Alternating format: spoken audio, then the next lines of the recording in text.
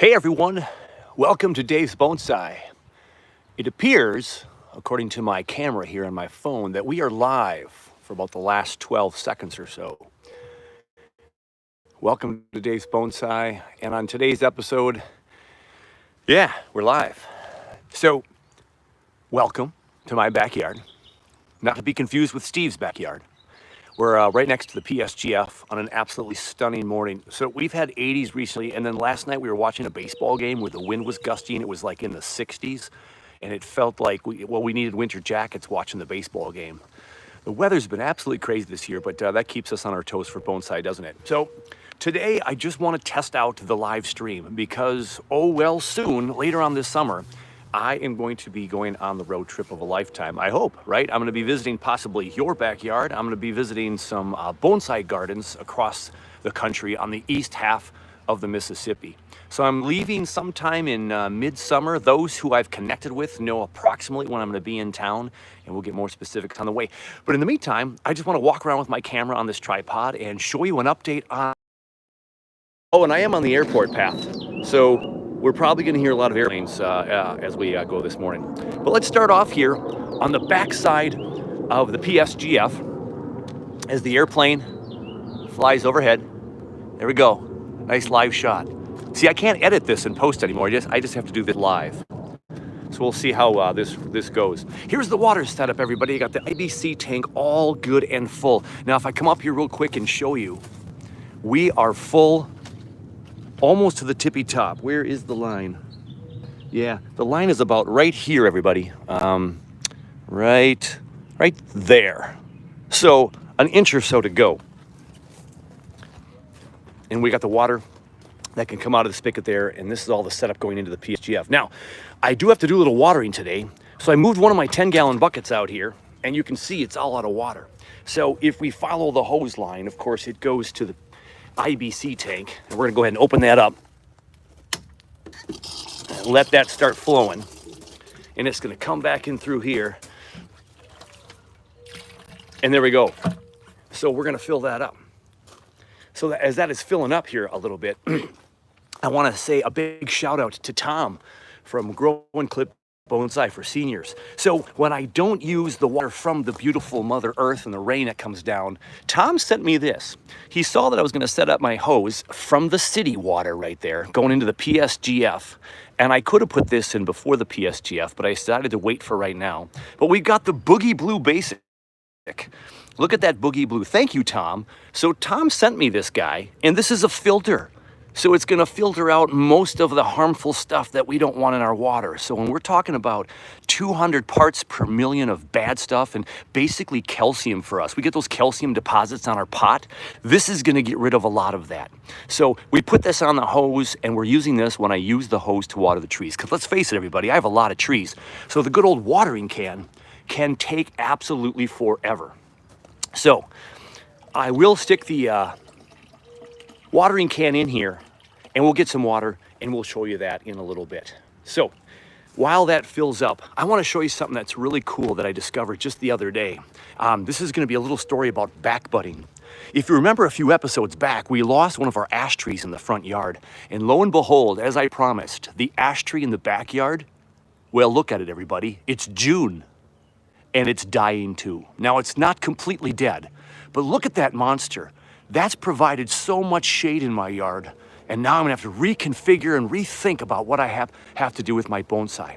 Now, a couple years back, I had joked on my show that you see that up there? That's backbudding. Those branches up there are backbudding. I was like, oh cool, my big old 40-year-old tree, 30-year-old tree is backbudding way down there in old wood. I thought that was wonderful. Now, someone has since told me that when that happens, that also could mean that there's disease on the tree and it's putting out energy in different parts of the tree. I have no idea. I am not a horticulturalist. I'm not an arborist. I have no idea. But now look at this. Since this tree has died or is dying, look down here at the Nabari, everybody. What in the world is going on at the Nabari? Darn right. We have a backbud 1 foot, 1.5 feet off the ground. We've got backbudding. Look at that one, right at the base of the tree. The ash tree wants to survive. That is backbudding on a 30 to 40-year-old tree, ash tree, but it's because it's diseased everywhere else. Now, if I took a trip over to the front yard where the other tree was, you know what you would find? The tree is starting to grow again. So it's backbudding even with the tree completely shot down. That is a trunk chop. We all get pretty scared with trunk chops. Yeah, see, I can't edit that out. We're live. So we look for those trunk chops. Hey, it's getting full. Let's turn off the water system and close that up, because that still has a leak down there, by the way. I've got some good suggestions on how to make that not leaking. Maybe putting some plumber's putty in here, even Vaseline in here to get the seal a little bit tighter might hold back some of that water. If you got more suggestions, let me know. Here we go. So I've got my watering can that just fits. It's gonna go overflow now, everybody. Here we go. All right. So it's a 10-gallon container here, so I can't quite get this thing in perfectly, but I can get a lot of water in here. All right. So we've got a watering can. We're gonna head over and I'm gonna show you the benches here. And part of my daily routine, reconnect. Oh yeah, I think we're reconnected. I might have lost, but we watered the trees there. That was a really funky spot in my yard. I don't know why my signal went out. But I will say, in Woodbury, Minnesota, where I live, it's some of the worst internet connection in the world. It's unbelievable. So it looks like the clock is still running and we are still live, I hope. And here is my bench. Now, I wanted to mention this, but the sun is really awfully glaring because of the time of the morning it is. But let's come over here. I put up my shade cloth today. So for those of you who have not put shade cloth up for your trees, consider it. Even with our maple trees. Now, when I've talked with Peter T. with our group at the Minnesota Bonsai Society, we've talked a lot about the use of shade cloth and having some shade. Now, this is a 40 shade cloth, so it's cutting out 40% of the rays. And now I have some trees in here. I have some my junipers in here. Those need full sun. And so I will probably move those out now to the full sun bench, and I will have some more of my Japanese maples in here, so they're not scorched in the sun. So we'll have to move some stuff around. But the shade cloth went in today, just before I went live here. So we come down here to the other bench, and again, the sun's gonna be harsh, so I'll stay at this angle. We've got Candace's juniper up there, everybody, with the sun behind it now. How pretty is that? A little bit solar flare going on there. We got the great big Eastern red cedar that we worked on from William. So we got all kinds of trees crammed onto the benches, and we're loving life. Now, all the trees from Bonsai Acres. Here's another update for y'all. There's some trees from Bonsai Acres here, and so here's one of them. So we've got some red and white pines that we dug out of the ground this past spring here. And look at all the candles that are fully opening now. Fantastic. Now this one here is 1, 2, 3, 4, 5. This is the white. This is a white pine. Now this is an American white pine, and these are hard to bonsai. And they are told, I've been told they don't backbud very well. But if you fertilize heavily, and I had it in the ground, it started to backbud in all kinds of interesting places. And right down here is one of them. I've got a backbud right there that I hope stays alive. But if not, we'll cut down some of these branches again and force the energy down, and we'll see what kind of backbudding we can get though. So we have some kind of really curly, funky tree there, and some nice growth. One of the other trees we worked on is the Korean fir, and that put on a whole bunch of new growth after I pulled it out of the ground, put it in a pot. It's been fertilized this year, and that's the Korean firs. So there's 2 of those. So if you go back and look on the previous episode of Bonsai Acres, you can see that tree. So that'll be some fun work to prune this fall after all this growth. I'll make some decisions, go from 3s to 2s, 3s to 2s, and we'll make that happen. But now I want to show you the other one in the shade because you'll get a better look without the sun glare. I want to show you another backbud for us. Now this is on a red pine, not the white pine. But these are a couple of red pines. So we've got this one over here. We've got this guy coming over here. I still have to wire on. Now all these nice new candles have opened up. I did not prune or clip the candles this year because I wanted the recovery year in the box. But next summer, or next spring rather, I'll be able to pinch those candles and try to get those needles to grow a little bit smaller because red pines, like a Japanese black pine, super long needles. And we're gonna try to control that a little bit. But the exciting part about this red pine, there's a couple of things. The bark is starting to get rough down here. And when I was out at Bonsai Acres the other day, the ones out there in the field still are even getting more rough. But look right above my finger to the left, right there. That is 2 buds that shot out this far down on a red pine below the original whorl. This is the original whorl, or if this was the original whorl and we cut all the branches off, but I don't see any cut points. This was the original whorl. And look at the back bud way down on this tree. So if all goes well, we can cut this entire thing off up here and this becomes the new tree. Now that's massive taper from thick to thin, but how exciting is that to have some back budding on these red pines? And they're just pushing out beautifully. Got some fun movement on these big trees. Now these will be big trees because again of the nature of the foliage on these trees, and it might not be best suited for a bonsai. But what the heck? That is something that we're working on. And we're trying and experimenting. And the one thing a lot of people keep saying in the bonsai world is why don't we do a lot of native trees? Because I don't live in Japan, I don't live in China, I don't live in Thailand, I don't live over in Europe. So why don't we grow some trees that are gonna be good in my environment? And these trees are, and let's see if we can make them into bonsai. Might they have to be big ones? They might. Let's take a look at the PSGF from the outside. So we've got the thread graft we just did last weekend. Hopefully doing good things, starting to heal in there, and it's gonna grow up and it's gonna attach. We've got the Amur maple that I cut all the cuttings off at the bottom, all the sucker growth. We've got those triple trunks, and look at how fun and gnarly that is. Now we're still gonna do something with this part that protrudes out, but we're gonna see after this year's growth because it's just growing ferociously, which is what I love about the Amur. It's like a weed. Here is the forest of larch from the tamarack bogs. And we've already plucked this one back a little bit and pruned it, and look at it, it's just shooting out more and more growth. All that light green color is wonderful. Right here, we have a Black Hill spruce. I got 2 of these from the nursery at a ridiculously low price last year, and it shot out a ton of new growth this year. Now it's all lignified, and it's got the normal color, but we're gonna put some wire on this in the fall and curl it all up in a really nasty way. I've got 2 of them, that's gonna be fun. There's the 40-year-old ficus, everyone. And I just want to point out to everybody this branch down here. Now, this has been in my plant room, and I did all the original cutting, chopping, and repotting. And now it's going to be out here just growing for the rest of summer. So you see it starting to fill in nicely. But this branch is new since I owned this tree. And look at the back budding down this low on a 40-year-old tree. Now, this is the ugly part. This is the chop from years ago that it's healing. But we're going to have to do some maintenance on that and figure out what we're going to do. But even right here, this is a new branch growing right there. So we can get rid of this curvy branch and go this more straight up branch. Who knows, it's gonna be a sore for a long time, but this was free to me, a 40-year-old tree. I'm gonna take it. And then we have the larch right here, another larch.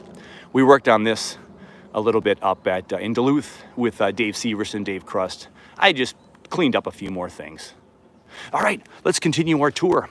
Just a little bit to go, y'all, of the test. And we'll go inside the greenhouse next.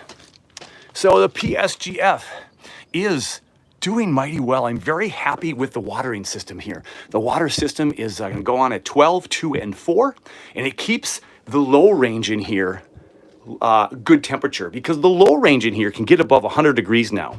Down in here by the window, when the sun is blaring out in the middle of the day, down below here by the pots, it can get as high so far this year as 106 degrees.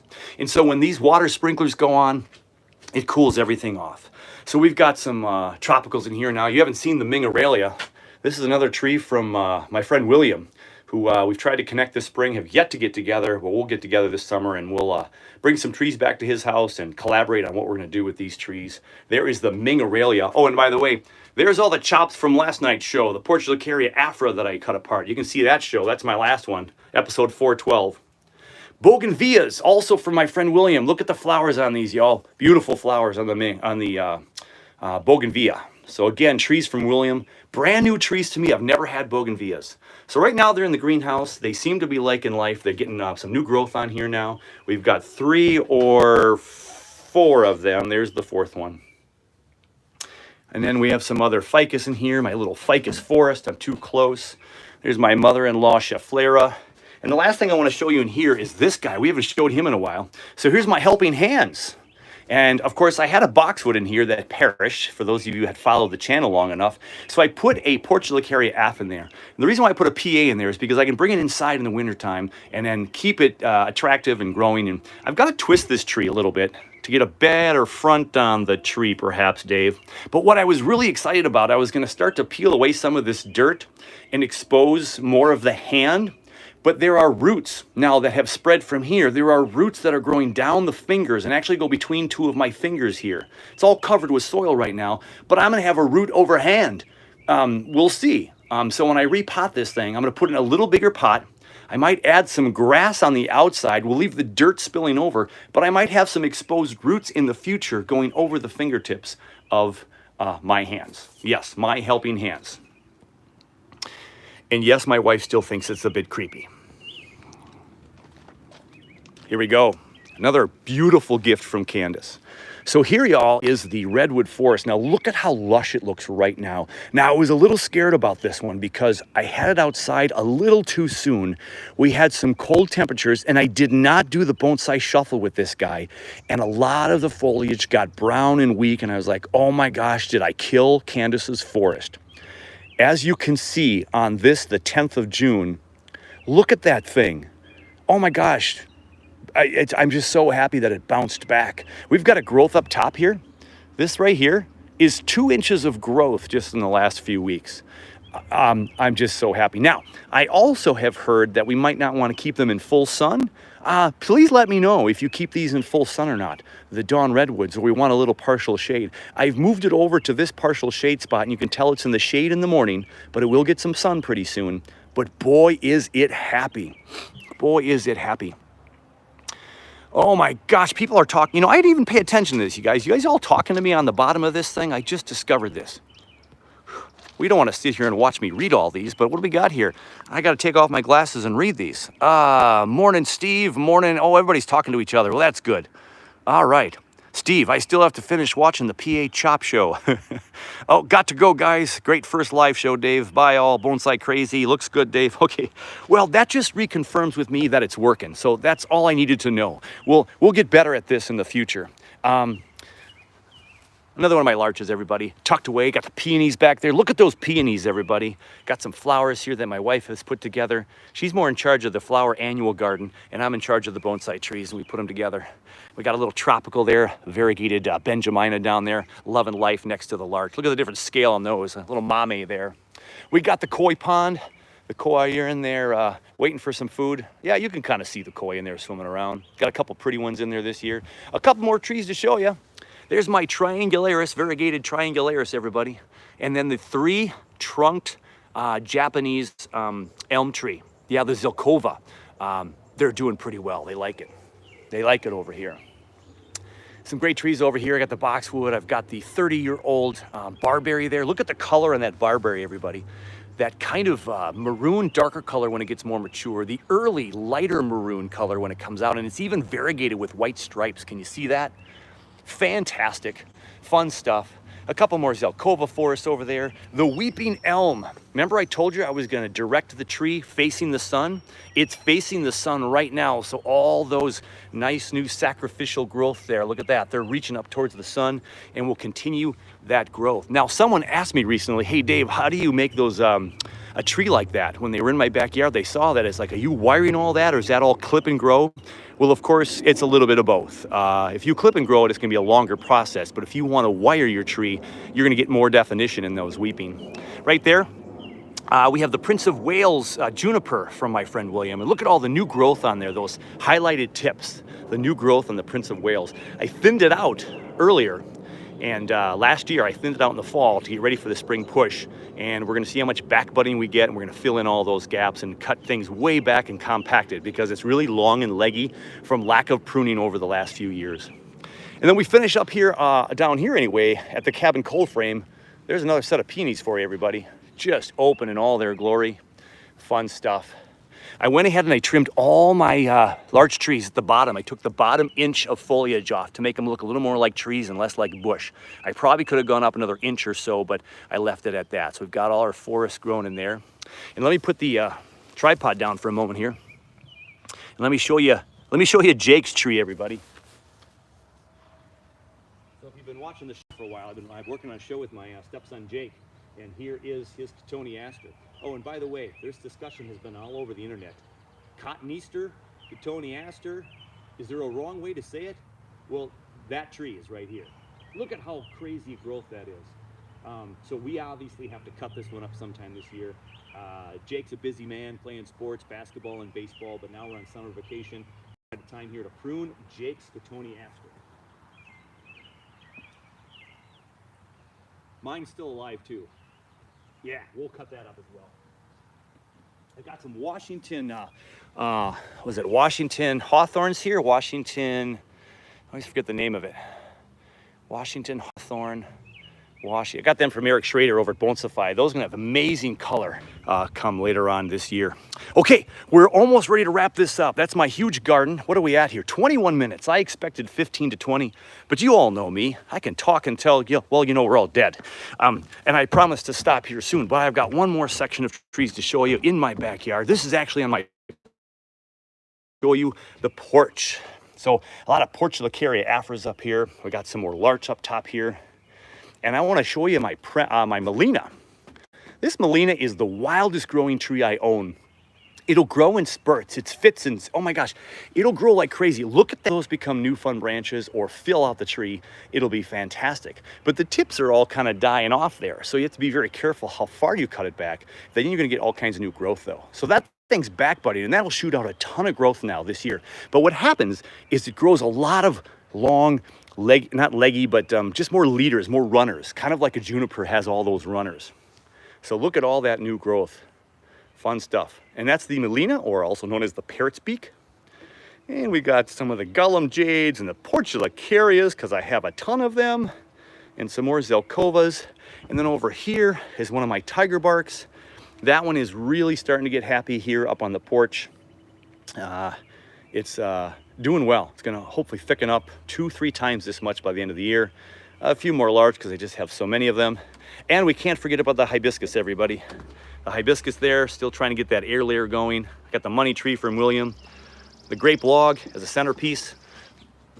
Grape log on our little, yeah, fun stuff. Okay, fantastic everyone. So that's my yard in a nutshell. About 100 plus trees. I've got about 100 more trees coming today or tomorrow for workshop trees for the Minnesota Bonsai Society, so we can get that next workshop going. And that workshop is right before I come see you all if you're going to be part of the Eastern road trip. So is there anything else I wanted to tell you today? I don't think so. That's a pretty good update. Hey, thanks for hanging out on this live edition. So I'm going to be doing some live shows now on my road trip. So I leave middle of summer or so. I'm going to be on the road for about 9-10 days, and I'm going to be hitting up with some fun people, including Steve from Steve's Backyard Bonsai. So one of my highlights is going to be hanging with him. I'm going to hang out with the Canada crew as well. So I hope Nigel and Jay and all those guys will have me for a little visit, and then a whole bunch of people in between. And I will be doing some of these live shows to let you know how it's going, plus collaborating with a whole bunch of people and hopefully making some fun bonsai episodes for the future. Airplane number 3 or 4 flying overhead as we sign out. Thanks everyone for hanging out today. I hope you have a fantastic Monday. Guess what? I don't have to go to work today. We got 9:25 and the day is just beginning. All right, thanks everyone. Hey, take care of you, take care of your bonsai, and you know what? We're gonna catch you very soon on the next one, everybody. Bye-bye.